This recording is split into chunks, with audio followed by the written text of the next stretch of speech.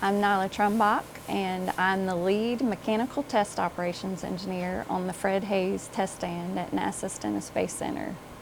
I lead a team of 4 test engineers in testing the RS-25 engines for the Artemis program. In high school, I was very interested in math and science, and I had a couple teachers who pointed out that I was pretty good at math, and they suggested I go to engineering school. So I chose that path. But as a girl, my grandfather was involved in the shuttle program, and for our summer vacations, we would visit them in Kennedy, at Kennedy Space Center. And one time I saw a shuttle launch from their backyard, and I can remember the windows rattling, and I'd never seen anything like that. And at the time, I never dreamed that I'd be a part of the space program. It really was never a goal of mine. But coming out of school, I came back home and started looking for a job, and I got a job here at Stennis Space Center with Rocketdyne, and it just took off from there. When I first started out at Stennis, I was in the maintenance group for the Navy. I didn't really have my sights set on conducting tests. I think I even thought it might have been out of my league. But there was a job opening as a test engineer with Rocketdyne, and I remember I called up a lady I knew that worked for Rocketdyne just to get an idea of what the job was like and if it's something that I would like to do. And she said, "Nyla, I just have to say this is the best job that anyone could ever have. It's the most exciting, challenging job out here at Stennis Space Center." And so it was a little scary, thinking of what I would be doing, but I'm so glad it worked out, and that I eventually became a test conductor. We are in the Test Control Center right now, and this is where all the fun happens. As test conductor for the day, you are in control of all operations for the day. So you have to be knowledgeable about all systems, the nitrogen systems, helium systems, there's hydraulic systems. You are in control of all of that, and you direct the test team. So it's a lot of responsibility, and there's a lot going on. We work to check sheets, procedures, so that helps keep us on task for the day. But the test conductor has to be ready to respond to any off-nominal things that can happen. It's a lot of work and a lot of people that come together to get the test off. On a test day, the atmosphere in the control center is much like what the atmosphere would be like in a launch control center.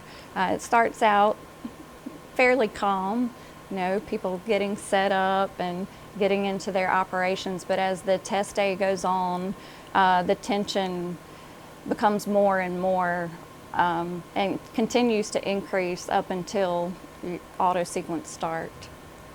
A typical RS-25 test runs for 500 seconds, and at NASA we believe in testing like you fly. So the reason we run for 500 seconds is because that's how long it takes the RS-25 engines to power the rocket into space. As we get closer to the test, here in the control center, everyone is focusing on their operation for the day, and you can feel the excitement in the room. The anticipation is building, and when I'm sitting here, I know that I'm usually really nervous, but also excited, and I can feel my heart just beating out of my chest. Once we hit auto sequence start and start the test, there are several things that we look at. We monitor camera views to make sure there's nothing wrong in camera views.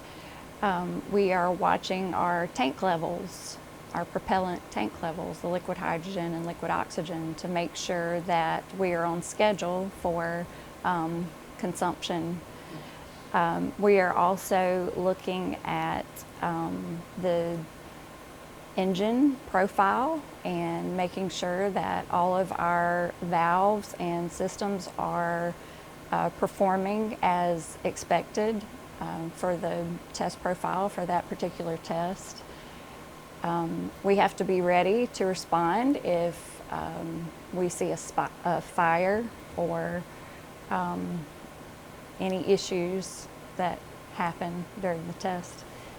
Today we're testing the RS-25 engines to certify them for use on the Space Launch System and the Artemis mission that will be flying to the moon.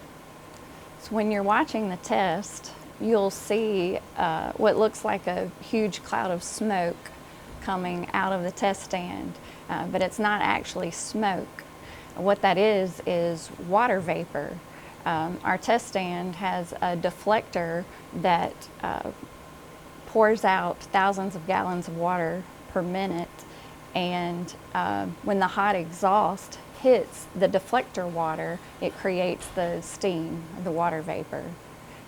Being a test conductor can be really stressful, and it's really hard work, but it also can be fun. I enjoy being part of the team and working towards getting ready for the test. That's one of my favorite parts, and the most exciting part is being able to sit here during tests, and after you hit auto sequence start, you can kind of take a deep breath when you see the engine light up. And sure, there's a lot to look at after that, but to me that is the most enjoyable part. You can kind of sit back and look and watch the engine fire. One of the coolest things to me about what we do is actually the test stand. You think about the test stand and what it is. It has to be strong enough to hold the rocket down. The rocket is meant to launch heavy, super heavy, items, rocket into space, but the test stand has to hold that down, has to hold the rocket down so we can perform a good test. I just think that's really amazing how these test stands were built and what they were made to do. If you're a young person out there today and you think that you'd like to become a test engineer, I would say focus on math and science and work hard. It can be hard sometimes, so don't give up, and if you stay at it, you can do it.